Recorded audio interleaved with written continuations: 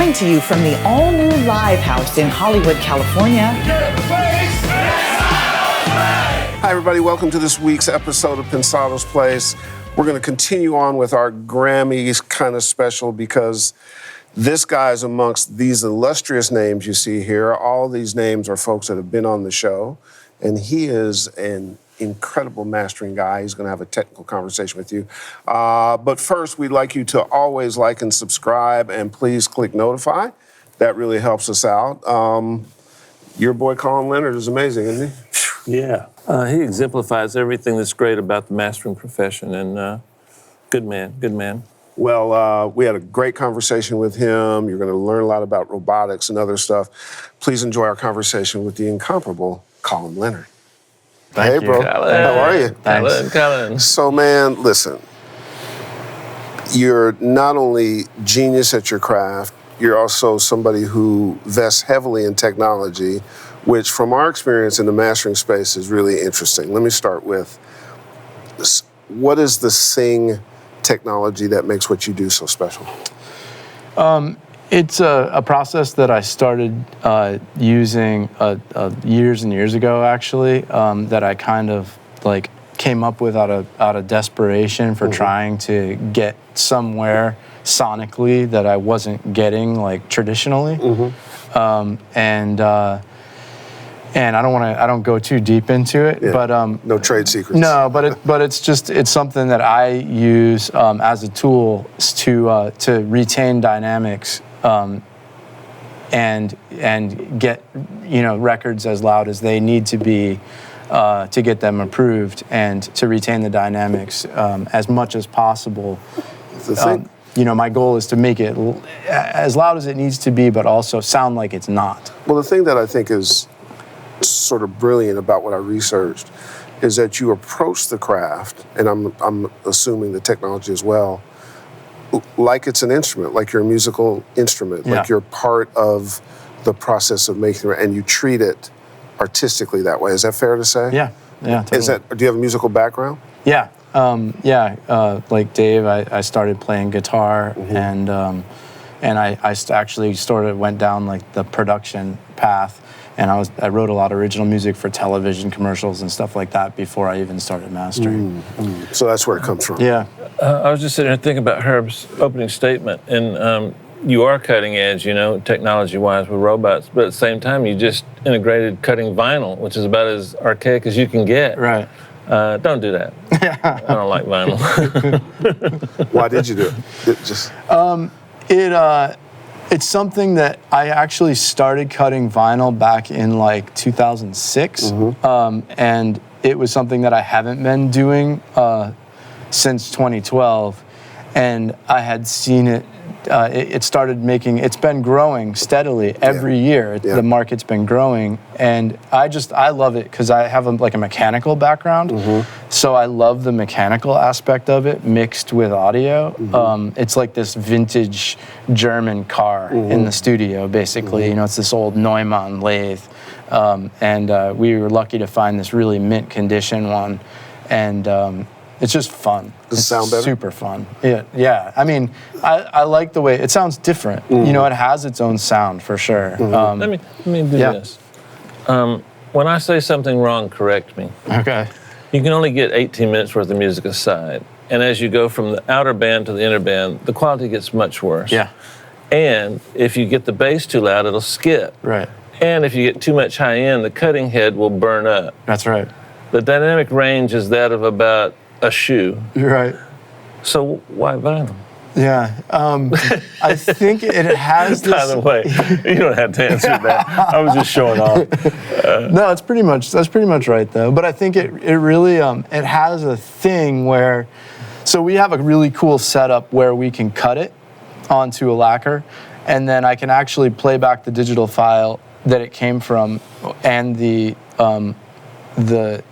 lacquer disc and A/B them back to back and when you hear it, really, them. I'm being serious. So seriously, actually, I like vinyl. For me, what I love about it is it does something to the attack of the low frequency notes to me, where it adds this little papery kind of attack sound to low frequency like bass notes and kick drums. And I think it adds like a rhythmic aspect to the music a little bit. Why is it that mastering engineers always use hi-fi speakers for $1 million and mixing engineers use a $700 pair of NS10s? What is it with you guys with this like hi-fi thing? And is it an asset to what you do?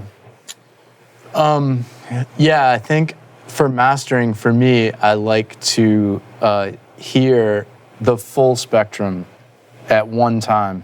I hear the full spectrum at one time on my house burgers. Right. By the way, they're beautiful speakers. Yeah, thank you.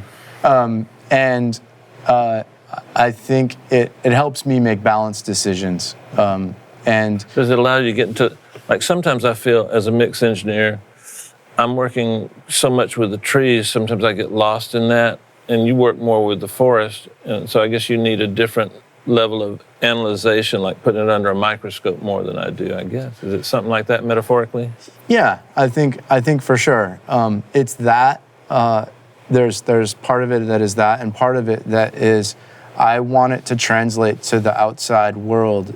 Okay. I want to have a window into what other people are going to hear when it's released. And that takes $200,000 speakers I think to work for earbuds. I think that the hi-fi aspect of it translates better to the outside world that might have a more hyped resolution. Okay. So, you know, when you mixing speakers generally are a little flatter and more mid-range focused, because if you get the mid-range right, you've got most of the big picture. Right. And I feel like a lot of what I'm doing is fine-tuning a little bit in the mid-range, but probably more on the top and the bottom.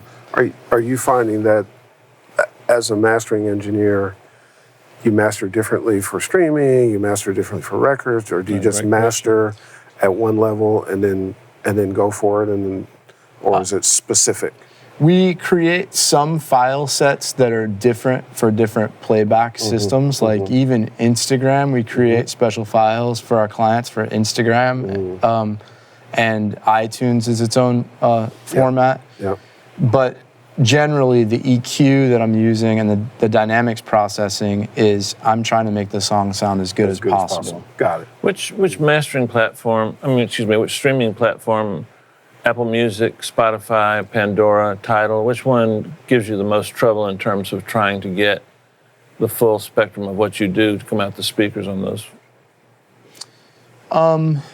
Does one of them give you problems with the LUFS? In other words, volume? No, not really. I mean, I think the one that I've had trouble with sonically that I don't necessarily like is like the satellite radio stuff is always problematic sounding to me. The other systems, I don't find it really screws up my stuff very much. I'm addicted to Sirius XM. You are? Yeah, I have a 30-minute drive each way, so I listen to it a lot. Okay. What is the challenge on the satellite side? I just don't, I mean, sonically, I don't like what it does a lot of times to the stereo field. You know, it's kind of like, depending on the reception that you're getting, it changes bit rate depending on where you are. I didn't know that. So a lot of times you'll get like, you know, it's like sort of like an MP3 where it kind of chews away the outside of the stereo image, and it starts to get kind of washy on stuff that's I hate that when I go under a bridge, it goes out.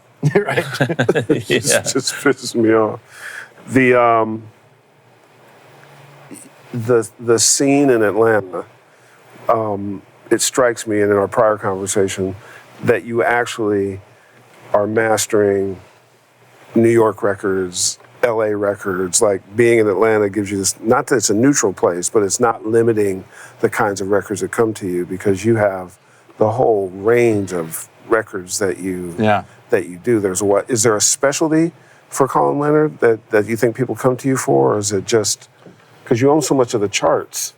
I think, you know, some of it was something that Dave had said to me years ago, which is if you're an engineer and you make records that sound good, people want to get that product. And that's really my focus. My focus is making every record that I work on sound as good as possible. And I think that's the key to the whole thing. I mean, because there have been times where you're in the current midst of one where you'll own 70% of the urban charts or 50% of the pop charts, or that's got to feel good, doesn't it? Yeah, it's cool. I mean, sometimes it doesn't really feel like it's really happening. Right. So yeah, it's cool. But you're quietly competitive. Is Right. My sense. Yeah. I'm totally competitive. Yeah. The other thing that our experience has been, the mastering community out there, they are touchy. Man, are they touchy? Sensitive. Part of what we try to do on the show is alert people to emerging technologies. Uh-huh. And if they think that it's an emerging technology that doesn't work in their best interest, they let us know and let us have.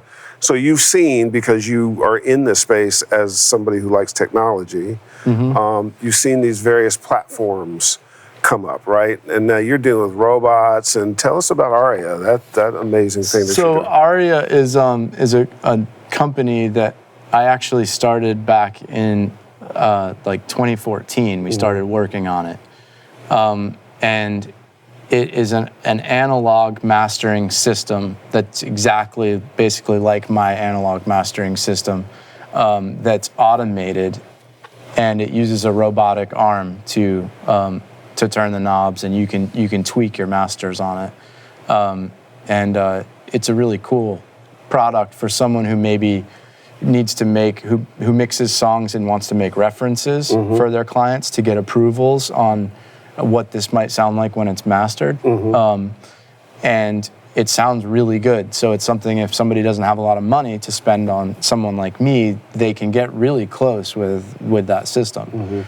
Can you do it online, or do you have to be at your shop? No, all online. Right. It's completely remote. It's online mastering, but it uses analog processing. You want to hear something funny? Leandra and I were sure you were sneaking in there and doing it for real. And so we would test you at like 4 a.m, and sure enough, it came back. And I'm like, I think he's doing something else, Leandro. Sleeping. And we were sure that you were sneaking in. It really sounds good, you know? Yeah. Is it? Oh, sorry. Go ahead. No, go ahead. Is it an algorithm that you've taught, or is this an algorithm that Michael, your tech guy? Yeah, so Michael Heiler, who does all the programming, computer programming for Aria, he's amazing, and he deals with the software development side of the system, and I kind of deal with the audio, the sound of the system. So he's like a full-time programmer. He's a full-time programmer. He does more than just software too, because we're a small company, so he wears a lot of hats. But his official title is Chief Technical Officer, but he deals with customer service and stuff like that too. But he, I kind of tune the audio algorithms, and we plug that into the system, and then he creates all the stuff to make it work, which is pretty complicated. It's like you got the full analog system, you have a computer that pitches the audio, it plays it back out of our integrated DAW system, records it afterwards, spits it all back out to the user. The robot has a computer that runs that. I mean, the office is I think it's like 20 computers that all work on the system. So it's a lot. Wow. How's the adoption been for people? Do people like it? It's been amazing. It's been, there's a lot of really experienced mixing engineers like Fabian Marasciulo and Phil Tan. Those guys use it on every mix a lot of times for their references to send to their client. So they'll send their quieter mixes and then send the Aria version as the loud reference. And I mean, a lot of times it's hard to beat that, that master. Have you ever had a problem beating it yourself? It's funny that you ask that. I sort of I gave it like everything I had when I created it. Like I didn't hold back on it, and I was a little nervous about that. I was a little nervous about putting that much behind it, and so I sort of had to like reinvent myself a little bit. That's wild. To get, and it's forced me to get better because so your own creation. Yeah. With your own inputs and information, is now reversed back on you and said, "I am better than you." And now you've had to reinvent yourself. Stanley Kubrick movie? Right. Yeah. I think so. I think it's called Sing. Or something. No. But it was Hallelujah. Was the exactly. But I think metaphorically, you just described your shop that has a CTO, has a Chief Technology Officer, and we're in that point where this hybrid of technology meets art thing has become so prominent and preeminent. And that's part of what I was alluding to earlier, that there are times where certain people, when they hear that and it feels like encroachment, they react negatively to it. And I think you have to become aware of it and know what's coming at you to figure out how to survive. What do you think? Yeah, I mean, there's a couple of things there. So with Sing, I master every song myself that comes into my shop, which is a lot of songs. And I am very focused on the music of it. You know, I'm focused on the rhythm of the music. I'm focused on accentuating the drums. I'm very focused on the personal aspects of the song and how it translates.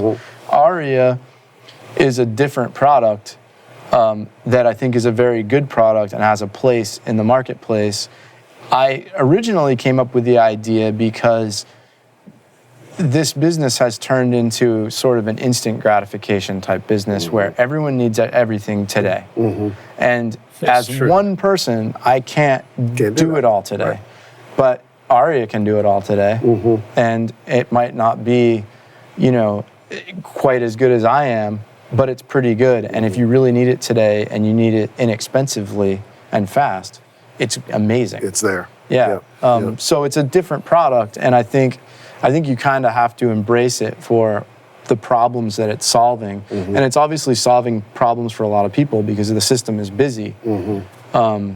So I think that there's a place in the market for that, and also a place for what we do at Sing, which is like really high-end, traditional style mastering. When we first started talking, one of the things that, and by the way, thanks to Fabian for introducing you to me, but one of the things that impressed me was the fact that you actually studied and tried to predict trends, and you tried to predict, you bought tons of CDs, I guess you still do, and just pour through them, and try to get a feel for where things are going to be and where they are now. What were some of the trends that came along, that, like the distortion trend, the vocal up front trend? What were some of those that made it difficult for you? And do you still reference a lot like that?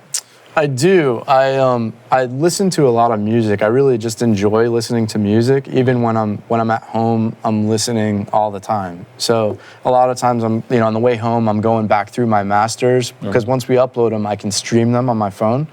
So I can stream WAV files in my car on the way home and listen to kind of what I've done throughout the day, and I'll kind of skip through on my way home. So I still listen all the time.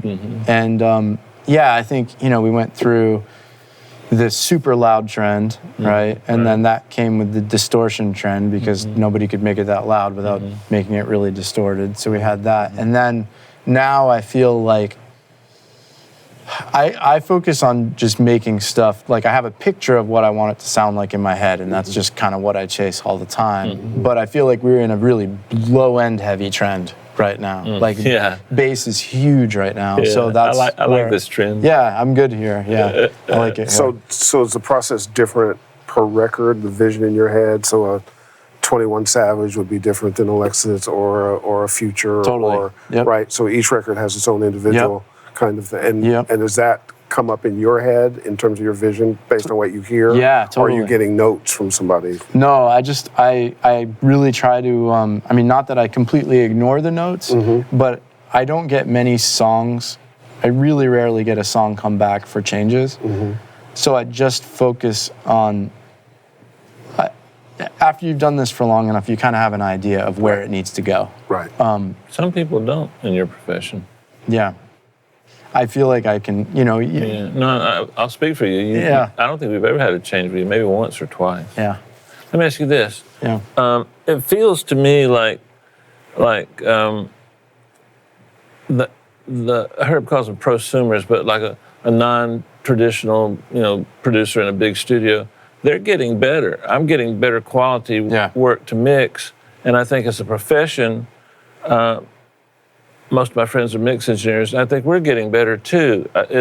Can you feel that from your end with the quality of work you're getting? Yeah, no question. I mean, from, 10, 12 years ago until night and day. Now, night and day between the quality of stuff that we're getting from home mixers. Yeah, I agree. And combination probably of education stuff, like, resources. Like you guys, and also the... Technology. Yeah, the technology. Yeah. I think the computer stuff has gotten so much better. You know, the plugins have gotten Do you think a lot better. sometimes, obviously the engineers have gotten better, but like Herb just said, the technology kind of leads us where we're going to be able to go. And the laptop seems to have really improved a lot of people's skill sets. And I love the sound of it, of what we're doing today. Yeah. I think it's... I think some of it may be, too, just philosophically, the music genres that dominate now tend to work inside that kind of ecosystem. Like, we're not doing a lot of live bands and solos and all kinds of things that could be more intricate and have different kind of miking and so on and so forth that you couldn't do at home and so on and so forth. Now, it's designed to be mobile. It's designed to be, and so for this set, it really works. Yeah, and that's a good point. You know what I'm saying? Yeah, it's a lot of programmed, a lot of electronic sounds. Yeah, and the marketplace is just, you can do a vocal at home now, where you couldn't before. So I think sometimes marketplace dominates things. Do you end up with, because some mastering engineers do, some don't, do you end up with relationships with artists? Do you see artists coming through to see how their mastering's going, or do they wait till you send the files back? I have more relationships with mixing engineers. So Naturally. So almost all my relationships are with mixers and not really with artists. Gotcha. Pretty, and a lot of times when I'm working with big artists, it's just I'm one step buffered by the mixer. Right.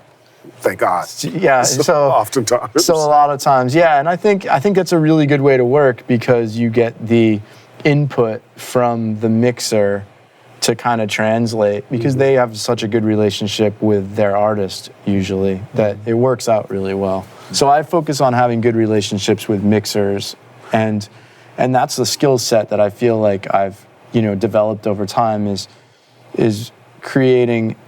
Sometimes it takes a minute to get up to speed with a mixer. Yeah. But once you get up to speed, you kind of know. It's shorthand. Yeah. At that point totally. in time. Yeah. What advice would you give to young people who want to be mastering engineers? Give us your take on what's on the business at large and what advice you would give to them. I think developing working relationships with mixing engineers is key.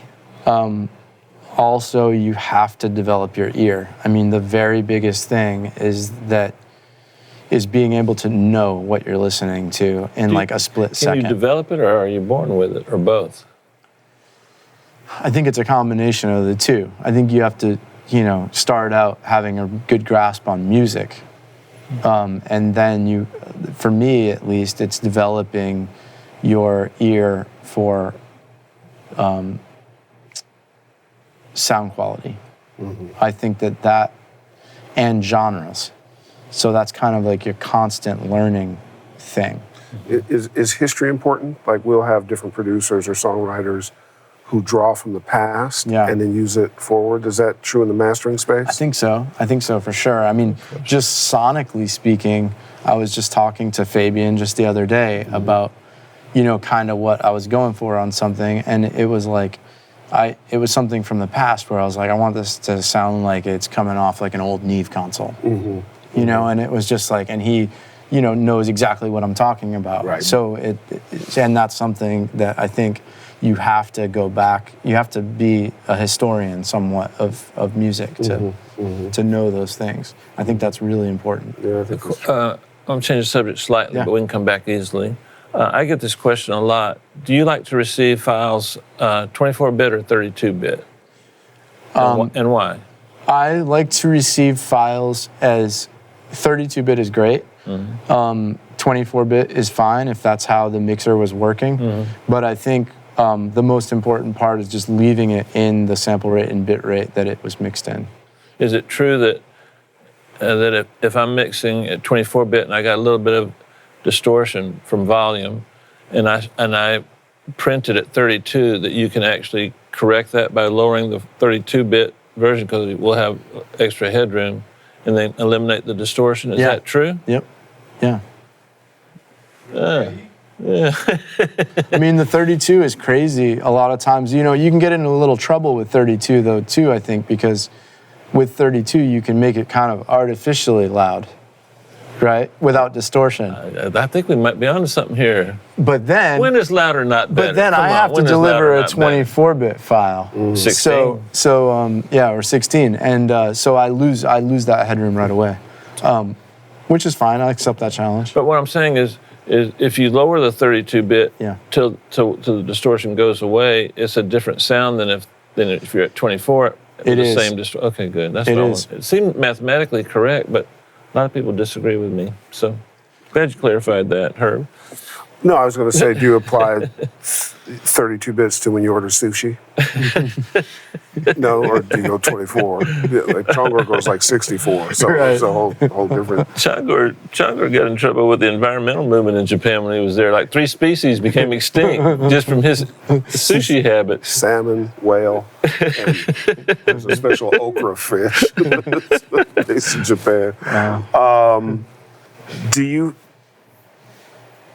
when you see the platforms that are out there that compete with Aria, does it inform you as to this is a burgeoning wave that's coming, here's what's good, here's what's bad? Is that marketplace big enough for several competitors? We've known a few along the way, and we're watching what yours does. What's your take? It's interesting because I think we probably started off as the most like grassroots company, where I was just a guy mastering songs, and we wanted to build this thing because we thought it would work. I thought it would work, and I thought it would be really cool. And that was before any of the other ones came along. We actually started working on this before any other of these companies were on the market. I do think that there's a marketplace for it, and I don't really focus on the other competitors very much. But it seems like there's plenty of business, at least for Aria, to support it. Is your business coming in from all over the globe? All over the world, yeah. Yeah, that's the thing about online, man. What's the weirdest music that you've mastered through Aria? I don't listen to it very often. What's The luxury of success. Poor Michael. Well, that's the thing. Nobody hears it. Oh, okay. That's true. That's absolutely true. And the robot arm. The robot is accurate to a tenth of a human hair. And it's really easy to, Michael and I trained it to do everything in a day. It's really, really user-friendly. You basically use this like teach pendant, and I can just lower it down to a knob physically, and it takes a snapshot, and then you move it to a waypoint, it takes a snapshot, you move it back, and you can teach it to do every knob like that. It's really, really cool. And Michael's programming this along the way? Yeah, the programming, the robot has its own software that runs on its own server, and then the Aria server tells it which programs to run that we've created. So if I submit online, am I submitting information besides the files that help Aria and the robot do what it does? So Aria does 90% of the work automatically. But with Aria, you can actually EQ your song and adjust the masters, the output level, the width level, and which is an analog circuit that's really cool that we added width to it, and bass and treble, and this other thing called mix type, which actually controls. It tells Aria how to deal with your song. Maybe you want it to be really light-handed. There's a setting called E, which is like for classical music or jazz. It's very like, it's not going to do much. It's not going to be too loud. It's just a tiny bit of sweetness. And then there's like, some of the settings are made for like pop or hip hop, which push it really hard. So you can kind of tell it what to do, and then you can, in the new website, you can actually save those presets for stuff that you like. Is the new website out yet? Yeah, it's the beta version is out right now with a bunch of users, and within a month, it's going to be on the live site. Great. You got to feel pretty good about that, right? Yeah, it's pretty cool. Because I remember the first time we worked together, I mean, you weren't really even having all your stuff, you know? Right. Yeah. I called him up, Herbert. I was working on an Afrojack mix, and I said, Fabian, you got to tell me, who's the loudest in the world? And he goes, well, Kutch, Chris, Athens. There's this guy, Colin Leonard, I'm like, never heard of him. He goes, nobody has. He just started. He can make it loud. And we tried it and it worked. That was the first time I worked with him. Do you see a tear for me? Yeah. I'm gonna tattoo it right where it stops. Now, do you like sports? Yeah. All right, because this is your time in the, Okay, yeah. So, All what right, let's sport do do it. you like? Is it okay. baseball, football? Baseball today. Okay. What do you generally like? I am a hockey and a football fan. Oh, cool. Yeah. Hockey. What's hockey? I've heard of that. All right, it's only people from Montreal, Maine. Right. Things that Yeah. start with an M. Yep. All right, you ready? Okay, LUFS. LUFS. Focus on the sound. Mastering hero. Tom Coyne. Limiters. There's a lot of them. Converters. Prism. We already did that one. Fabian.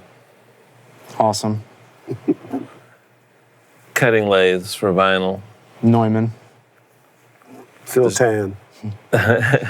Yeah, Phil Tan. We love Phil. I love Phil. Distortion. Sure. Great answer. You are from Maine, for sure. If your fancy pants studio caught on fire, what one piece of gear would you save besides the robot? The lathe. Serious? The cutting lathe. Well, I won't make fun of it anymore. The Neumann. As you like it. Do you have that? Do you have that like the limiter that comes with? Yeah, the BSB. Yeah. Yeah. Yep. That's the. If you High ever get rid of, it, I frequency want that limiter. You No, can have man, the rest of it. that's right in line.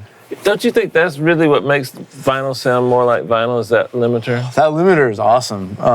Yeah, it's that silky. It's got like a really cool, like silky kind of like slightly dull sound, which is, warm thing. Okay.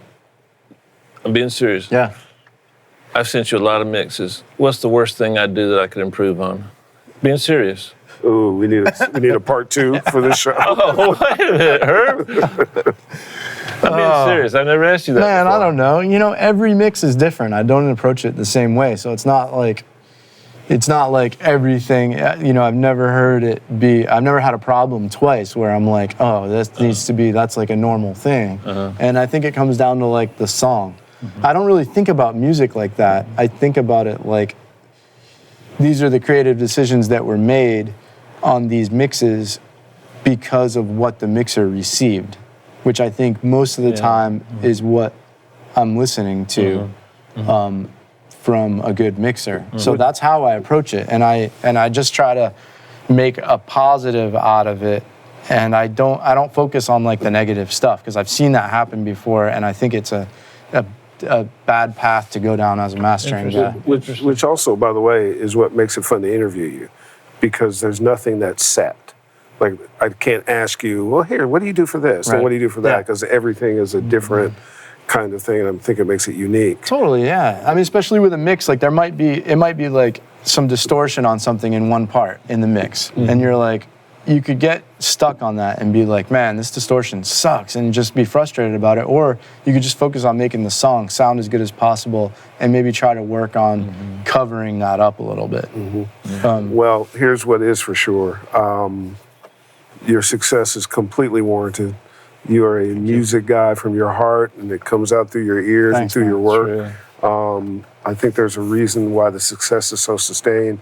And I think from Dave and I's perspective, you have always been a 100% supporter. There's always been a Colin Leonard, Pensado's Place kind of vibe, man. And so, we thank you for that. Thank you very much. For sure. You always have a home here. We got to get to Atlanta and pull some sort of event together, and maybe we'll figure that out. Have you in the studio. Yeah, we'll figure it out. DP, why don't you take us home? Sure. One of the things I took away from today's show, and I think it's probably the most important thing, Colin just brought it up as being important, is just a love of music. Listen to music as much as you can, when you can, as often as you can. Don't surprise yourself. Pick something that you didn't know anything about, a genre, and listen to that. Listen. And it helped me, it helped Colin, it helped Herb, so I'm pretty sure it'll help you guys. We'll see you next week.